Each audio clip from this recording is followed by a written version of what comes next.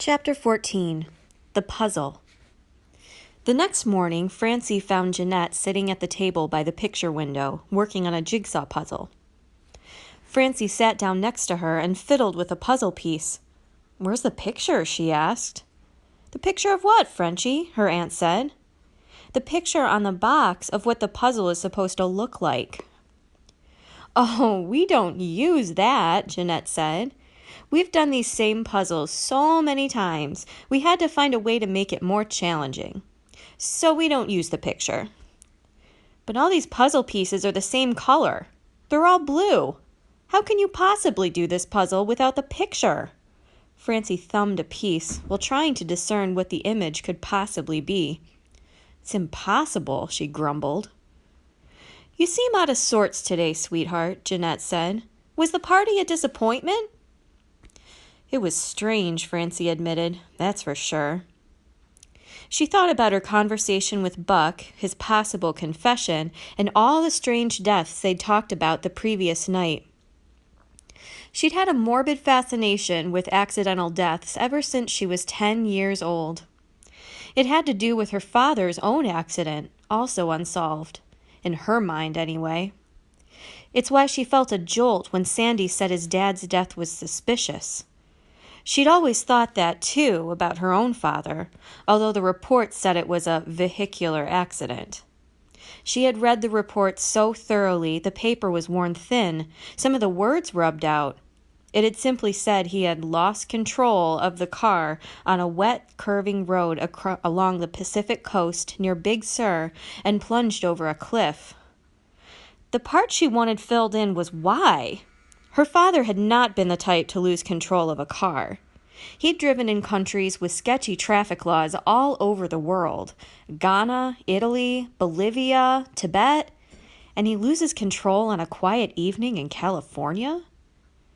Her grandfather had said, when she had endlessly pestered him with this question, that perhaps an animal jumped out and he had swerved to avoid it. "Never swerved to avoid an animal, have I told you that?" "Yes, Granddad, you have, and you also told Dad that, which is why I don't think he would have swerved to avoid an animal." "Perhaps a pedestrian," he'd said. "There's no mention of a pedestrian in the report." "Maybe he hit a slippery spot in the road." "The whole road was slippery." That's the way the conversation went, and perhaps that kind of questioning was why her aunts thought she should be a detective.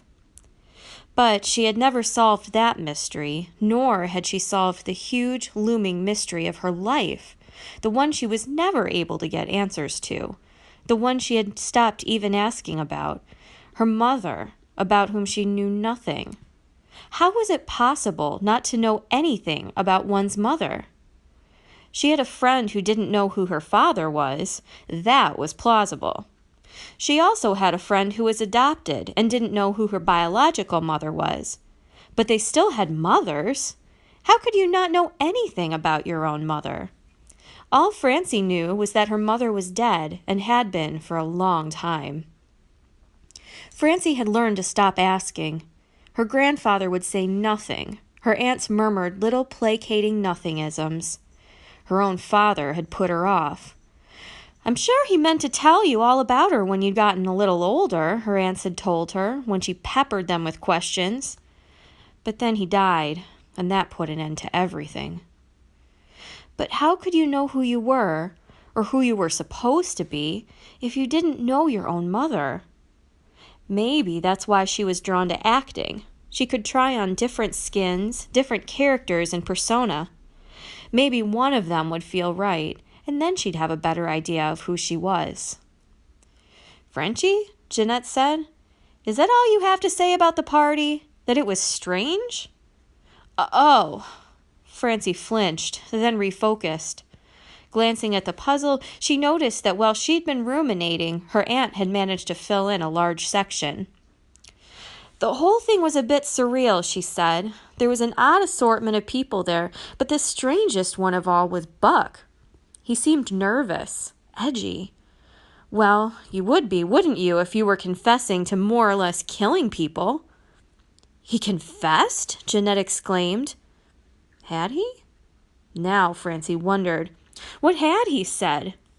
She'd been distracted, strategizing about who to talk to at the party and wondering whether she'd come back alive from the fishing trip. And then she had been distracted by the Greek god in the lake. It's hard to say, really. I wish I had been secretly recording our conversation so I could listen to it again. It sure seemed like he was confessing to, if not murder, then whatever almost murder is. Manslaughter? Jeanette suggested. Maybe, Francie said. Had he really confessed? But why would he confess to her? And then on top of it, he'd dropped the bombshell that he knew something about her mother. So if he really confessed, Jeanette said, perhaps you should go to the police. Should she? But then she might never find out what Buck knew about her mother. No, Francie said, a little too forcefully, so she added, not yet. Quickly changing the subject, she asked, why do you think the deaths have something to do with the road? It seems to me to have more to do with the acquisition of the properties. She wondered if she should tell her aunts that she suspected Mrs. Hanson and Mrs. Smattering had signed their places over to Buck, and the Angels were selling too. Well, perhaps you're right, Jeanette said. Astrid is the one who's so convinced it's about the road. But you know, once the properties are sold, there will be more pressure than ever to get a road, since the folks who like it the way it is will be mostly gone. Except for us, of course, Astrid said, coming out from the kitchen with a batch of cinnamon rolls. And we're the crucial ones. If it was about a road, her aunts would be under a lot of pressure, since they owned the 2 properties on each end of the roadless area. She felt queasy just thinking about what it could mean if Buck really had been arranging fatal accidents for people he wanted to get rid of.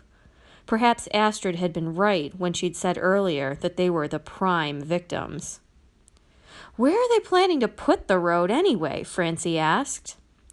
Oh, back there behind the cabins, Jeanette said, right through the old peat bog. There was an old bog back there, Francie remembered. She and her brother had loved to go there to look for pitcher plants after they had learned the plants were carnivorous. They had spent a lot of time in that bog one summer. Doesn't that count as wetlands? Francie asked. And wouldn't that qualify the area for protection?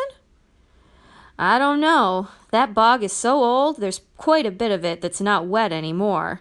Probably some pretty prime peat, though.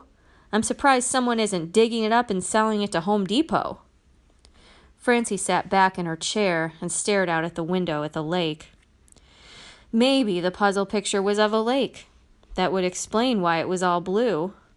The lake she could see outside the window was not blue at all, but an eerie green. And farther out there were gray patches and almost black patches where the sun was obscured by clouds. An island about a half-mile out was alternately bright with sun or cast into dark shadow by the shifting clouds.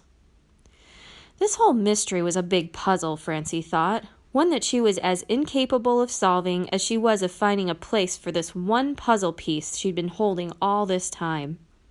As for the mystery, things seemed as if they should be fitting into place, but somehow... Something's wrong, she said out loud, but I don't know what it is. Well, Astrid said, staring out at the lake with her, one thing that's wrong is that island is getting smaller. Jeanette snorted, and that made Francie start to giggle, and soon they were all guffawing like adolescents. She suddenly felt like the grown-up of the 3 of them. Along with that came a feeling of responsibility toward them. Francie put down her puzzle piece, got up, and hugged them both. I have to go to town, she said. There's something I need to do.